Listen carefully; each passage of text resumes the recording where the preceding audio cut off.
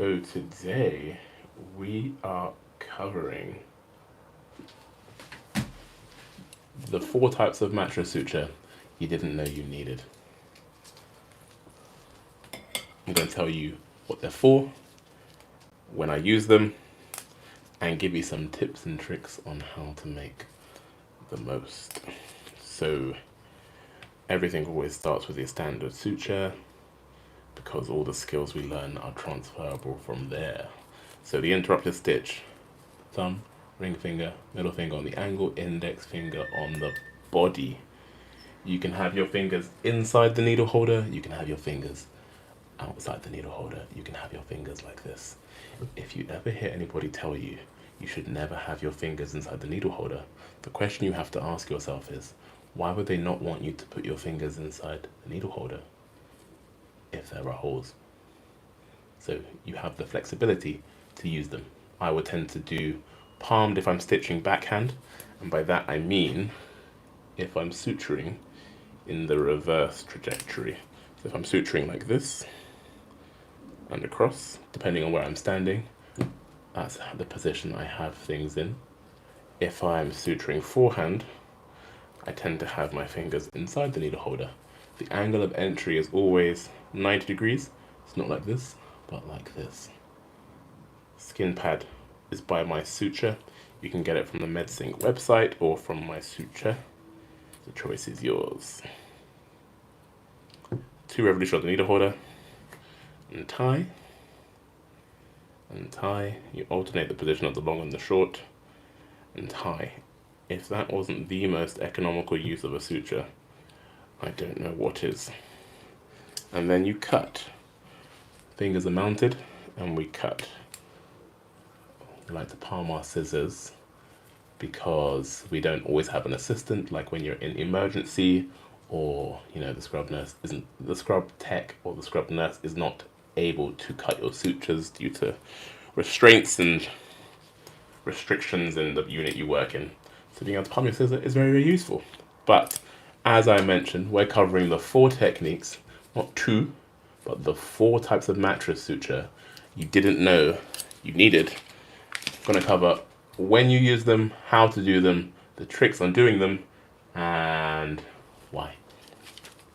So we're going to take our suture, we're going to cover the first 2, which you probably do know about. When you're taking your suture out of the packet, keep it here like so. Again, your scrub practitioner would typically do this for you, but if you don't, this is how you do it. Mount it 2/3 along the body. So in terms of the body, this is the body, the tip or the point is the sharp bit over here, and the swage is where the suture attaches right here. So you grab it 2/3 from the point to the swage, which is about here. Grab it straight on as you want it and pull the packet away. It's probably about halfway that, but you get the point. So if you want to readjust your position, this is my top tip for doing so. Don't try and grab it between these tiny teeth and prongs on the forceps. So don't try and go like this, because chances of you missing are quite high, especially if people are watching you and you're a bit nervous and a bit tremulous. Go straight across it like this and squeeze, and then you can reposition like so. So we're going to cover the mattress stitch. If you want to take out some memory, just hold distraction force that way and pull the opposite way. The horizontal mattress, you can see how that's straightened out. So the horizontal mattress, we go across the body of the needle, not trying to grab it like this because you'll blunt the tip and also you're likely to miss. 2 options, the higher reverse needle. You can just push forward and then mount it where you want it, like so, and then pull your suture. Keep your needle within your surgical field. This is when I now palm, and I've lost it. So this is what happens, right? You have lost the position of the needle, and because people are watching you, you get a bit nervous. And then you go like this, and then you go like this, and then you go like this, and then you go like this, and then you drop it. Let's not waste too much time with that. Grab it with conviction the once, position it with your forceps as you need it, and then mount it. Yeah? So that's if you drop it or you're trying to reposition things. Keep it simple. I'll show you that one more time. The first of two techniques to reverse your needle. So I'll do the horizontal mattress twice, and I'll tell you why I do the horizontal mattress in a second. Go across it, push forward, and the needle swishes around. I mount it how I want it, and then I pull the suture, keeping the needle within the surgical field. I then go in at 90 degrees, like so, and go across, adjacent to where I came out, and adjacent to where I came in, to unlock the needle holder in the reverse position, fingers inside the rings of the needle holder, and unlock, but don't let go until I've got it with the forceps, not the tip, not the point, but the body, and then you can pull it through. If you're going to mount it again, mount it now, and pull. Here's my top tip. I don't let the loop go all the way down, because then you strangulate your dermis and epidermis, your skin. I leave a small loop. Then 2 revolutions on the needle holder, 1, 2. Tie it parallel to the skin, to the wound. And then, as you see how it everts the edge. The horizontal mattress is really good for eversion. So it lifts dermis to meet the dermis and epidermis to meet the epidermis. If you get epidermis inside in the dermis, the wound will never heal. So it just gives a nice wound edge eversion that even on a skin pad you can see. However, this is a very nice skin pad by My Suture, which we sell and My Suture sells. I put it up like this, all into one hand, and we cut, we palm, like this. So that was the horizontal mattress. I said I would show you 2 techniques to reverse the needle holder. If you have been a member of our channel for a while, you'll know that technique. If you are new, you're about to learn it now. If you subscribe, if you're getting value, subscribe and like it. If you want to get more personalized content and watch the replays of all these live sessions, become a member. So we're here.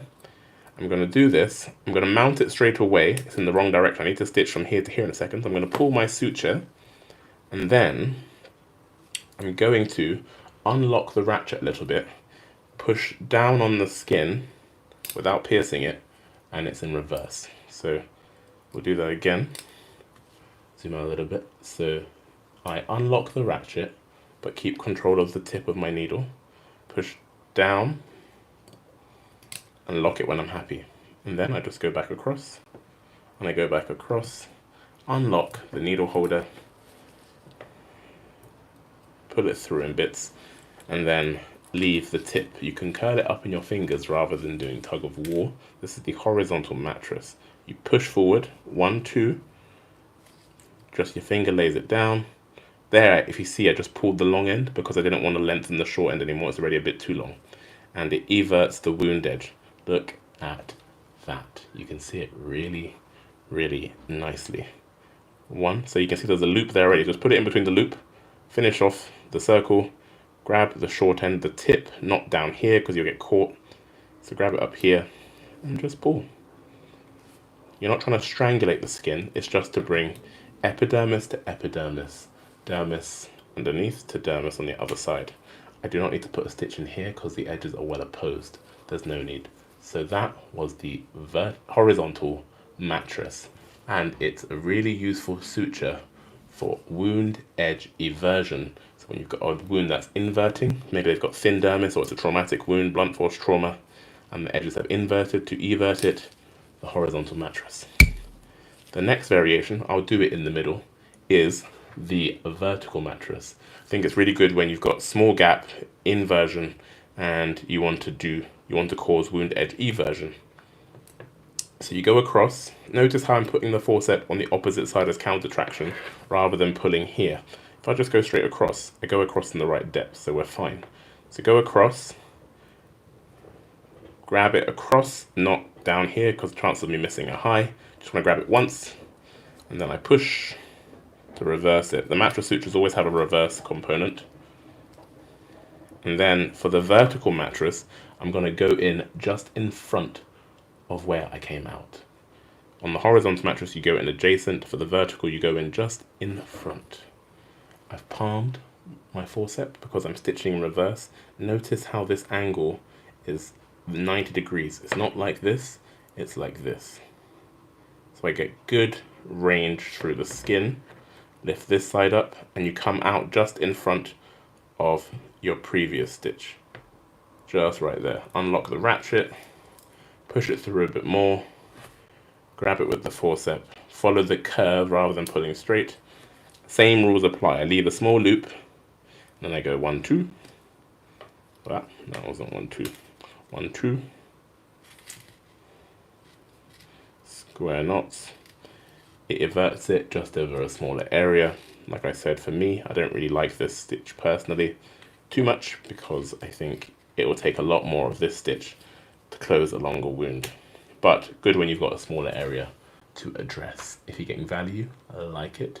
If you want more value and weekly live content for just members, become a member. So that's one up from a subscriber for the price of a coffee. If you really want to get involved in the surgical community and immerse yourself in all of surgery, go to medsyncltd.com/community and become a member of our surgeons community. You get the weekly tutorials, you get a one-to-one session with a surgeon every month, you get access to PDFs, exam question banks, and clinical case of the week, as well as all these live videos that we do, and all the premium content on our website at medsyncltd.com/skills. That's the place to be if you want to be a surgeon or improve your surgical skills rapidly. So, horizontal mattress, vertical mattress, horizontal mattress. Now for the 2 extra skills, the 2 variations of the mattress suture that you did not know about.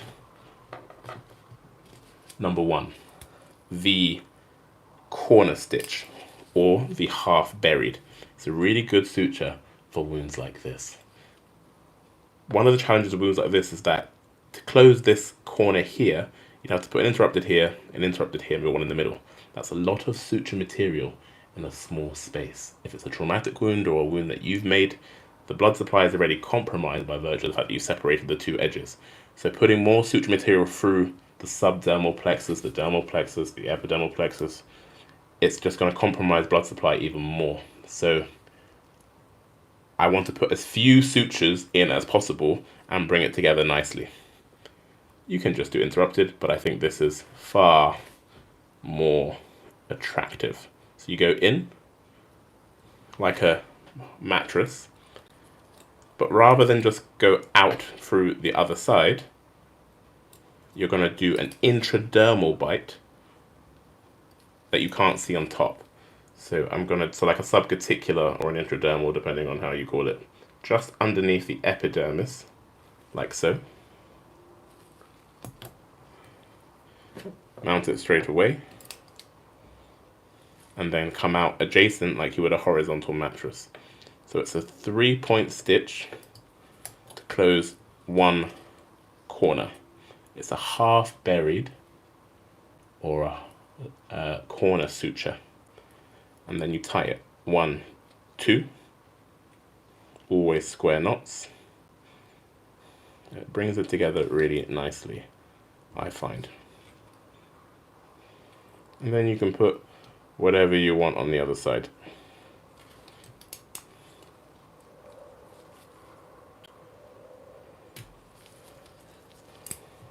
I will typically use well, you can use, in terms of what sutures to use to close skin, I will use dissolvable or non-dissolvable, monofilament or braided, and I'll use the technique that suits the wound. The choice is yours. Interrupted, continuous, mattress sutures. If you've got a big gap, you need some deep dermals, but you can watch our videos for that. I'll show you one more time. The corner suture or the half buried. So we go across. You go intradermal, so just underneath the top layer of the skin, and then you come out adjacent to where you started. 1, 2. If it comes loose, as with all the tricks we show you on this website, on our YouTube and our videos, you can do a slip knot. So a reef knot was where they alternate the position. That's a square knot. The short end would come here, the long end would go there, and then vice versa. A slip knot, the short end comes back to where it came from. So put it through, pull the short end only, it reapproximates the wound, and then you lock it there. And a few more reef knots on top where the short and the long end alternate and hold up. So the final suture that you need to know, another variation of the mattress sutures. We've done the horizontal mattress, the vertical mattress, and the corner suture, or the half buried. We need to do the locking mattress, also known as a summer lad suture. That's a really good suture for wounds like this. First principles apply. Mount it straight in the packet, pull the packet away, leave the needle in front of you. This has got memory, so it's sort of coiled. So we're going to hold the suture towards the swage end, hold it still, and pull the suture away so you don't put it out of the swage. And then it becomes straight and takes out the memory. So now we're going to do the locking mattress. For the orthopods out there, you call this a trauma stitch.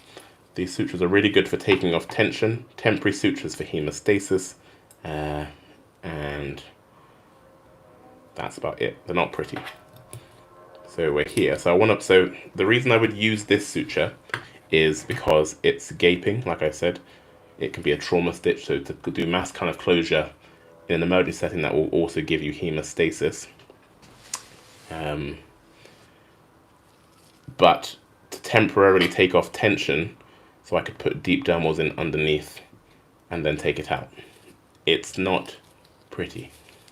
Brace yourself. So it starts in the same way a horizontal mattress does. You have to reverse your needle in one of many ways. So I'll do the suture technique twice so you can see both the reverse techniques again. Push down, I'll zoom in on the next one, and then you go back across. Take decent bites because, as you can see, the wound is under a lot of tension, and that's why I'm using this stitch. Big bite, hold it still, follow the curve, so don't pull this way, just pull up, follow the curve of the needle, and then before your loop goes into the skin, pass the needle through it, like so, and then tie your suture. When you do your horizontal mattress, that suture thread digs right in. To take that tension off, which you're going to have because the wound is so gaping, we're going to pass it through the loop and then tie our knot. Here's another trick for you. It's under tension, so I know it's going to reopen. So take my index finger, turn it over. Make the cross, press on the cross, go under this loop, pull the suture through. I'm still holding this like my life depends on it. Hold this up, pull, and tie.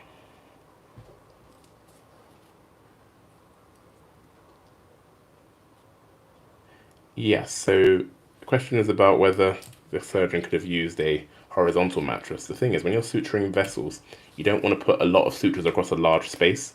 You want to put a suture across a smaller space to get better closure. So what I suspect what happened was they had done the AV fistula repair and there was one small gap. With vessel repairs, you don't want the adventitia or the lumen to be inverted. You want intima to intima, media to media, and adventitia to adventitia. So a vertical mattress will allow you to evert it, but within a small space. So I think that was probably quite a good choice to guarantee eversion. You could have done it interrupted, but it may not have everted, it may have just gone in. So a vertical mattress will allow a pinpoint suture for a localized wound eversion. Horizontal mattress may have covered too wide an area and affected too much of the vessel wall. So that was the locking mattress, the summer lad stitch. I'll show you that again. Okay. Yeah, I mean, they could have done a horizontal mattress for the skin. Similar things apply if they wanted to just get eversion. Watch this. We're here, and we just push it, and we grab it.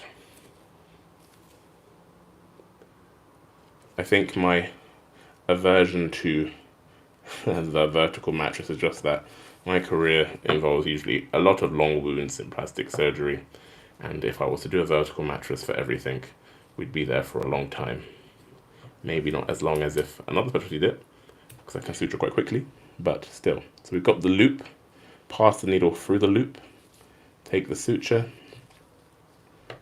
pull it through. It stops the loop from going into the skin. Push, 1, 2, grab and tie. We take our index finger and go under, make it a bit shorter. Index finger and go under, lay it across. This is extra tricks, you don't have to do this. This is just stop the knot from loosening. Press on the cross.